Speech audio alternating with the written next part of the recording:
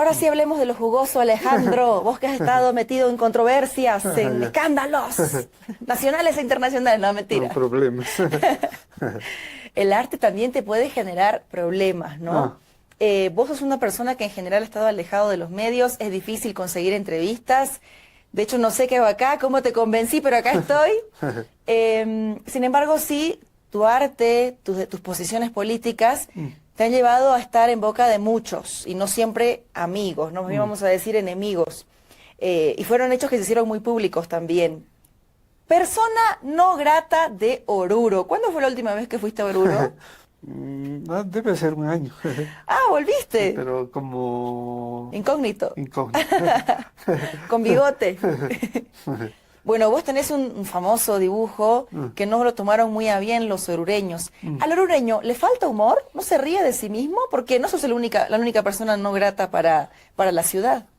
Lo que pasa es que no son todos los hondureños, ¿no? Ese no es un grupo que, digamos, tiene poder de comunicación. Esto pasó el 6 de marzo del 2014, Ujú, justamente la efeméride de la ciudad, pero relacionado también con el carnaval de Oruro. mm. Esto hizo que unos días después, una semana después, La Razón incluso pida disculpas. ¿Vos pediste disculpas por este dibujo? No, porque tengo claro que cuál es mi función en el periódico, ¿no? En mi trabajo. Sí. Yo soy responsable de hacer el dibujo. Ajá. O sea, yo me hago un dibujo y me responsabilizo de mi opinión. Sí. Y el periódico es responsable de imprimir el dibujo, de publicarlo. Entonces yo pienso que mi opinión estaba hecha de forma correcta. Que no estaba ofendiendo, según mi punto de vista, a nadie, ¿no? Claro. Y los de periódicos seguramente han dicho que ellos se han equivocado al publicar ese dibujo. Pero esa es la parte que a ellos les toca, digamos, ¿no? Otro momento también controversial en tu vida fue el 2019 cuando Mm, con una imagen, mm, que creo que es esta, decidiste dejar de publicar en La mm, Razón alegando mm, temas de seguridad mm, debido a las constantes amenazas, insultos que recibías mm, por tus dibujos, por tu arte. mm, Estamos hablando del momento en el que se rompe el orden constitucional en el país. mm, Evo Morales se va, mm, viene el periodo de Yanin Áñez. ujú. Bueno, en este momento, ¿tuviste miedo alguna vez? ¿Tuviste miedo en este momento y en otros momentos de la historia por tu arte? ¿Por qué el político le tiene miedo, el poderoso le tiene miedo a un simple dibujo? Claro, en realidad para un dibujo es una opinión, Ujú. ¿no?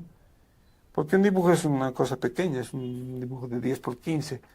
Entonces, claro, puede mover a crítica, a pensar a la gente, le ayuda a reflexionar, digamos, ¿no? Pero no estoy convencido de que un dibujo no va a cambiar el mundo. O sea, no va a tumbar el gobierno, no va a alzar gobierno. Solo es una opinión, ¿no? Entonces, pero eso, digamos, como se difunde, en algún caso, digamos, puede ser que llegue a mucha gente, quizás puede causar, digamos, que el gobierno de turno tenga mala crítica, digamos, ¿no? Y eso, bueno, a los políticos les afecta la imagen. ¿Por qué dejaste de dibujar? ¿Tuviste miedo? ¿Fuiste amenazado? Claro, hubo amenazas, maltrato también, ¿no?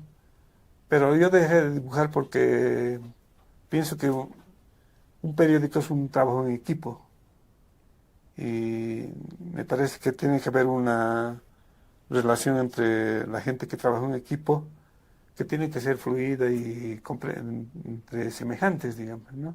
Y no había eso, ¿no? Había gente que pensaba que mi trabajo no se estaba haciendo bien, o no, no estaba a la altura de lo que ellos querían, digamos, ¿no? Y yo Me- pensaba que mi trabajo estaba bien, o sea, ¿Mejor autocensurado que con bozal? yo dejé de dibujar porque pensé que no había las condiciones óptimas para poder hacer mi trabajo. Y en ese sentido yo pienso que para hacer un buen trabajo necesito libertad. Esa es una condición indispensable que yo pongo cuando voy a entrar a hacer un trabajo. Digo, lo que necesito es ser libre. ¿Alguna vez dibujaste algo que cuando lo terminaste de Sí. dibujar no lo quisiste publicar? ¿Como que te autocensuraste? Me pasó eso, pero digamos que más extremo. A ver. Hice un dibujo, o varios dibujos, ya no me acuerdo, ¿no? Que los mandé, los publiqué y hicieron bulla, hicieron turumba, digamos. Sí. Entonces después pensé, quizás no debería haber publicado esos dibujos. O sea, al revés, no es que, o Sí. sea, los publicaste y Sí. ahí ya te diste cuenta que, Sí. ups, era mejor que no. ¿Y Claro. de qué eran?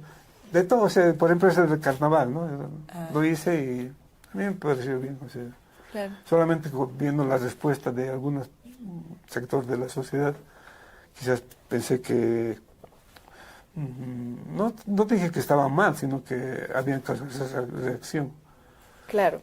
Pero un año después volviste a la razón a seguir dibujando. Sí.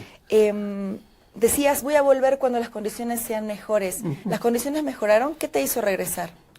Mejoraron, ¿no? Porque la sociedad, en ese momento del 2019, cuando cambió el gobierno, la gente estaba, digamos, con los pelos de punta, ¿no? Sí. No era lo mismo que dibujar en otra época, donde se había elegido un nuevo gobierno por mayoría. Y yo pensé que había mejores condiciones, y en el periódico también, ¿no? O sea que ya la gente que me veía no creía que yo dibujé, no trabajaba. Entonces pensé que sí podía trabajar en libertad. Hubo gente en el periódico que no quería que dibujes. Sí, ellos eran los que sacaban comunicados y decían que mi trabajo no se estaba haciendo bien, ¿no? Eran gente del sindicato que además decían que yo no pertenecía al periódico, Claro. porque no voy al periódico, ¿no? Hago mi trabajo aquí en mi casa y mando el periódico por red. Bueno, lo que pasa es que en las oficinas no hay una oficina para un cubículo para artista, ¿no? El artista Claro, sí. trabaja en su casa. Sí, sí. En este caso sí es más sencillo además, ¿no? Claro. Entonces esa fue un poco lo este. Y La Razón publicó una portada donde dice que Alejandro Salazar es anarquista libertario. O sea, entre un María Galindo y un Jaime Dun estás vos. Lo que ¿Cómo pasa es es que ese título lo puso el entrevistador. O sea, Ajá. lo que yo quería decir es que necesito libertad, en realidad. O sea, lo que me interesa para hacer mi trabajo bien es no tener la presión que, digamos, ejerce un medio pagado para hacer un trabajo, digamos, ¿no? Porque alguien paga la tinta, es como te decía, ¿no? Sí. Entonces yo les digo, voy a hacer el trabajo, pero ustedes tienen que dejarme elegir los temas, las noticias y mi punto de vista. Porque alguna vez me han dicho, nosotros te vamos a dar las noticias y tú haces el dibujo. Y yo les he dicho, no, porque yo no trabajo así, ¿no? Yo quiero elegir las noticias. ¿Dónde dibujas la línea límite? ¿Qué es la incitación al odio? ¿Qué es la libertad de expresión? ¿Vos tenés alguna línea roja que no vas a cruzar a la hora de dibujar en Bolivia? Hay algunas cosas que hay que tomar en cuenta, ¿no? Primero trato de hacer los dibujos sin ofender a la gente, ¿no? O tomar temas personales. Trato de ser sutil, no ser directo. O sea, porque mi trabajo es ese, digamos, ¿no? Es buscar metáforas que ilustren bien una situación, pero sin causar, digamos, daño moral a las personas, ¿no? Y creo que mi trabajo en general, aunque claro me he podido equivocar, siguen esas líneas, ¿no?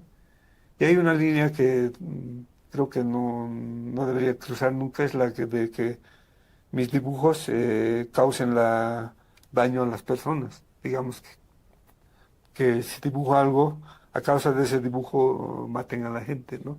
Claro. Porque puede ocurrir y ha ocurrido en el mundo eso. Entonces, eso me parece que no va más allá de lo que yo quisiera exponer con mi trabajo. Algunos ven el humor político como una necesidad básica en momentos de represión. ¿Ves a Bolivia en ese punto? ¿Tus viñetas son una válvula de escape o un desafío para la sociedad? En una situación de confrontación, una opinión puede ser una especie de válvula de escape, ¿no? Porque mucha gente puede opinar lo mismo que tú. Sí. Y entonces adhieren a esa opinión. Es una forma de, digamos, de disputar al poder. Pero en otro caso pueden ser más, digamos, también de distracción o de jocosidad, ¿no? De humor así, frente a la adversidad, a la alza de precios y esas cosas. Es como un descanso, ¿no? No comes, pero por lo Te menos te ríes, ríes. que de alguna manera también te alimenta el alma, ¿no? Por Claro, supuesto que sí, comer es importante, sí, pero bueno, claro. Siempre reírse como una medicina para el alma, sí. ¿no? Eso es importante, me parece. Vivimos en un momento muy crítico, como bien decías a lo Ah, largo de la entrevista. ah, ¿Cómo tendría que ser ese líder que Bolivia necesita hoy? Pero de verdad, o sea, el líder de verdad, no estas ah, cosas utópicas, estas promesas que, como bien decías, ah, década tras década los políticos de turno repiten. mm. ¿Cómo lo dibujarías a este líder? ¿Con rabia y barro o con lápiz y papel nomás? No, claro, para mí el mejor es el papel, el lápiz, ¿no? Ajá. Y creo que un líder se hace con mucho tiempo, o sea, no es una persona que nace o al flujo de los medios aparece de la noche a la mañana como está ocurriendo ahora, ¿no? Ujú. Es una persona que conoce a la gente que representa y lo sigue, digamos, sí, lo sigue en su vida diaria y un poco representa las aspiraciones que tiene la gente. En mi caso, yo pienso que las aspiraciones de los trabajadores, que es la mayoría de la gente del país. Y es ese tipo de líder que conoce cómo vive la gente, cómo ama a la gente, cómo muere la gente. Entonces, si conoce a esa gente, es posible que lo represente mejor, ¿Hay ¿no? algún líder hoy que esté de candidato que se acerque a a esa figura que nos estás contando? Creo que no, ¿no? Porque todos han salido así, no tienen un trabajo previo, digamos, ¿no? De ser un partido, de formar cuadros, y visitar a las personas, pero vivir su vida, ¿no? Porque ellos van y un rato van al mercado y ven, ¿no? Ni siquiera saben cuánto cuesta. Si tú les preguntas cuánto cuesta una libra de arroz, no saben. Cuánto cuesta el micro, no saben porque nunca se suben al micro. Entonces, no conocen a la gente y menos van a poder representar sus intereses, que es lo que importa en un país, ¿no? Últimamente en tus dibujos mostrás una grieta. Siempre hay cosas que están rotas, Ah, ¿no? sí. El MAS roto, Ujú. el país roto, Sí. Santa Cruz, o sea, nuestra relación con la biodiversidad. La grieta es una constante en tus últimos dibujos. Sí. No vamos a hablar de izquierda y derecha porque yo Mm, creo que está todo muy difuso. mm, Algunos dicen que no, que eso todavía se puede hablar mm, de izquierda y derecha. Pero teniendo en cuenta este tema de la grieta, mm, ¿pensás que esta grieta es irreversible? ¿Y en qué, sobre todo, se dibujaría esta grieta hoy? ¿Y mm. qué personaje necesitamos que la logre cruzar? Bueno, esta grieta en realidad no es una grieta de ahora, no es que apareció en estos 20 últimos años. Cuando se ha creado este país, esa grieta siempre había, porque los que han creado el país, los que se han reunido el 6 de agosto, Sí. solo eran una parte ínfima de la población. Eran gente blanca, gente que habla castellano, gente con propiedades. Todos los demás no han participado de eso. Entonces esa grieta empieza ahí, ¿no? Y ahora la grieta es más visible, ¿no? Porque hace 20 años se ha creado un partido, un bloque, digamos, que ha tratado de contrarrestar esa cosa. Por primera vez en el país había dos bloques de poder, un bloque popular y un bloque, digamos, oligárquico, ¿no? De las clases que tenían el poder. Y eso no ha habido antes. Y eso es una parte de la grieta que es más visible, ¿no? Y más allá de izquierdas y Mm. derechas, ¿cómo se dibujaría esta tercera fuerza que reconcilie quizás? Porque no nos queda otra que seguir existiendo y vivir juntos, ¿no? Claro, sí. Va a depender de nosotros si lo Mm, hacemos peleados y con grietas mm. o tratando de reconciliar a partir de quizás una tercera opción. ¿Cómo lo ves? Creo que hay que construir puentes, ¿no? En esa grieta tenemos que ser capaces construir puentes que para ser más tolerantes, para entender los puntos de vista de unos y otros. Creo que eso es lo que nos falta, ¿no? Porque unos estamos encerrados con nuestros puntos de vista y decimos, nosotros pensamos así, los otros piensan así y está mal. Si la oposición fuera un cómic, ¿sería un cómic erótico, dramático, una comedia, un meme repetido? Una tragedia cómica. ¿Y el oficialismo qué sería? Estaría en la parte de la tragedia, ¿no? Y la comedia también, porque En la misma bolsa, entonces. sí, es como se sufre y se ríe a la vez, ¿no?